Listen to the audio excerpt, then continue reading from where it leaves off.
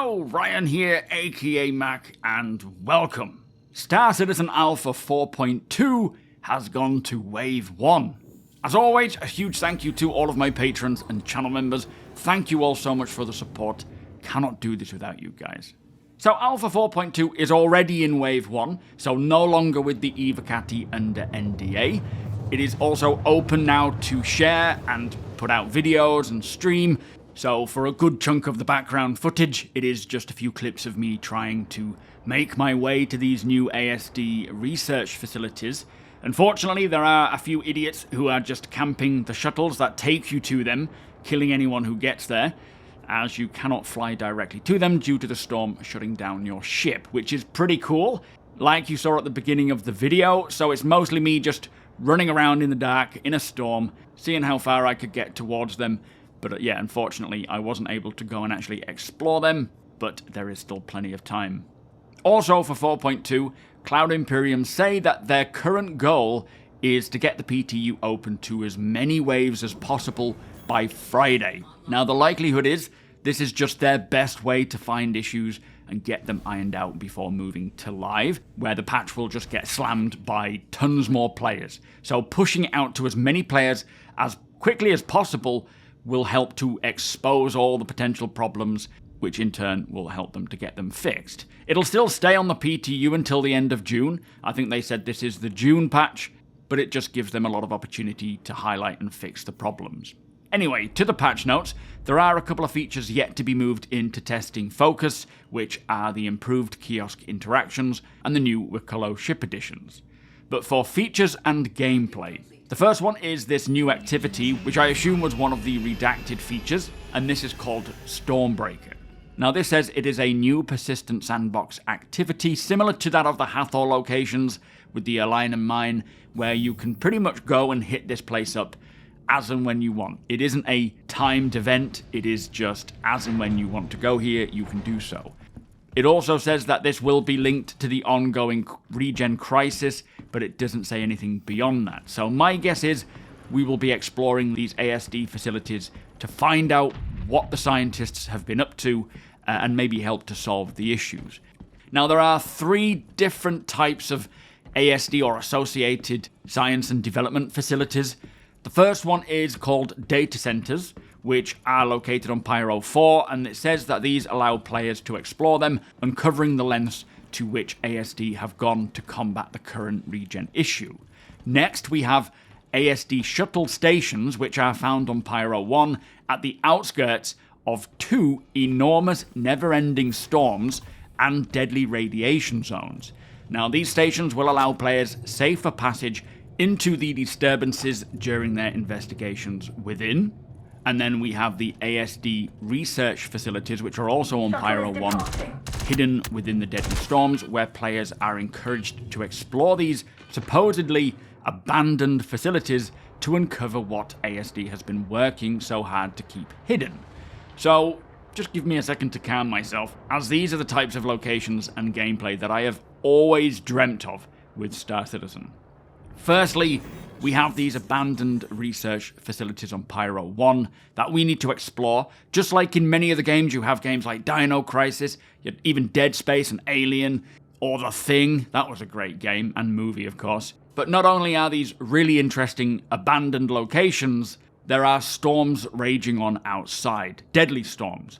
So really selling that ambience and isolation that if you go outside, you're probably going to get into a bit of bother.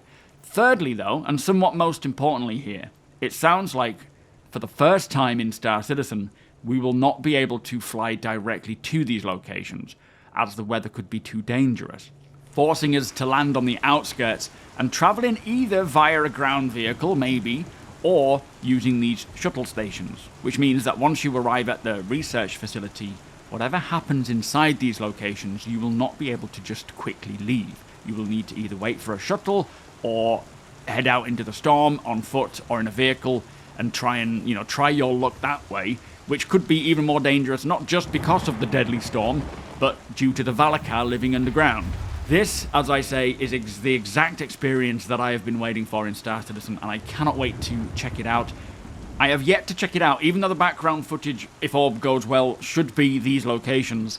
At the time of recording this, I have yet to even go there. So I'm very excited. I don't have all the answers, and I'm hoping what I have outlined there is the general premise of what to expect. Anyway, let us move on. Hopefully the footage in the background of these locations is providing enough idea of how this will feel. For AI, it says they have added pre-filled fuel pods to AI starfarers, and I assume this will be for missions where starfarers are involved in some fashion, giving players the option to refuel or steal the fuel and sell it to other starfarer owners. So that'll be interesting. And for ships and vehicles, the new Argo Atlas IKTI and Atlas Geo IKTI, they are in. These are the rewards from Wakulo. And thankfully, in order to get them, you need to bring Wakulo either an Atlas or an Atlas Geo, and the weapons required to attach them. So this crafting thing makes sense to the actual item being crafted. It isn't just bring me a burrito and some Quantanium and I'll make you this Atlas. You actually need to acquire one. And don't forget, you don't have to just buy one. We found and looted an Atlas from an abandoned ship the other day. You could take that to them and they would be able to craft it for you. Now, they've also added the Atlas Geo to the Persistent Universe shops, so you can go and buy it if you don't want to find one, or if you can't find one. So great to see that. Hopefully the rest of the ships will follow suit. But this means that if you want a combat Atlas that can jump, go grab yourself a Geo. I don't know how much they are. I know the base Atlas was 70,000, I believe. The Geo might be a little bit more. But then grab the weapons you require and go see Wakulo. I know I'll be doing it. They have also added the IKTI drop impact sound effects, which I presume is the noise it makes after it lands from a jump, and they have enabled countermeasures to be fired while in scan mode. Now that's a good one, happy to see that, but now we just need them to add it while in nav mode. That would be helpful. Although there will be a lot of changes coming to flights, master modes, and everything like that, most likely sometime this year, where we will see a lot of changes to what we already have.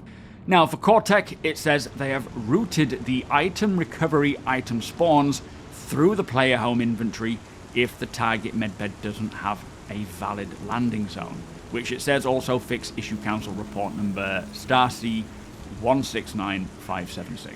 Now there are also 18 bug fixes, including the Area 18 tram Viz area issue. The Polaris PDCs should no longer shoot its own torpedoes, and MFDs should no longer be interactable while you're using your MobiGlass. The rest of the bug fixes are pretty much ASD location bug fixes or 4.2 specific. Plus, there were 3 client crashes fixed and 4 server crashes fixed. But there you go. Wave 1 already. More waves to follow by Friday, so patch tonight, patch tomorrow. We could see it open up to all backers by Friday, but it really depends on just how smooth it goes. Plus this insanely cool gameplay scenario that I have been dreaming of for literally years, finally coming to life in the burst. But oh boy, 4.2 is such a big patch, and I'm super excited to see what else is coming along. With that said though, in celebration of Invictus launch week, the TOBII Tracker 5 is on sale at 15% off until June the 5th, and using the link below will take you to that deal, while also providing my channel with a direct kickback. And a huge thank you to all of you who have done so already or plan to do so, but also if you are planning to pick up GameGlass or anything from MONSTERTECH, using my link does also support the channel, so it is much appreciated, and thank you in advance. If you do enjoy my videos, please do consider subscribing and helping the channel to grow. Come and hang out today over at twitch.tv/SuperMacBrother, or here while I am live on YouTube. It is between 2 and 6 PM BST.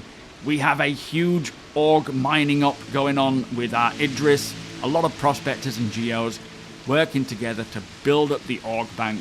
It is an org member specific operation, but you are more than welcome to come and hang out in chat. Hit the thumbs up if you don't mind, it does the channel a big favour, and tick that notification bell if you'd like to be notified when my videos go live. Again, a huge thank you to my patrons and channel members. Thank you so much for the support. Thank you for watching, and I'll see you in the next one.